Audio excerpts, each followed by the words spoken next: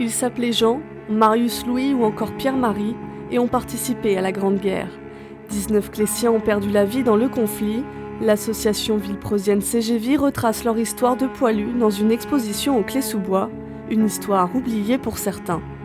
Nous avons cherché la transcription des actes de décès de tous ces poilus. Nous avons parcouru les registres paroissiaux et à ce titre, on a découvert 4 soldats qui sont donc derrière moi. Ils sont mis à l'honneur puisqu'ils ont été oubliés sur le monument aux morts qui a été fait juste après la guerre en 1921, alors que sur le livre d'or, établi en 1930, ils figurent bien.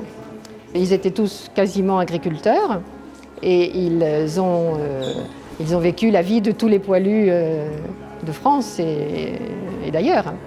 Des Clésiens, des Français ont combattu, mais pas seulement. Parmi les troupes, des soldats issus des colonies de l'Hexagone. Leur nombre réel est discuté par les historiens. L'exposition Ensemble présente la place qu'ils occupaient dans les rangs français. On parle souvent des poilus, on a parlé aussi un petit peu des tirailleurs sénégalais, qu'on appelle tirailleurs sénégalais, mais qui regroupaient en fait tous les combattants de l'Afrique noire.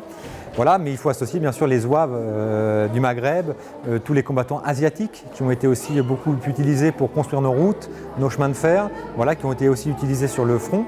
Beaucoup de choses ont été dites comme le fait que ces armées coloniales, ces combattants, en particulier les tirailleurs, avaient été utilisés comme de la chair à canon.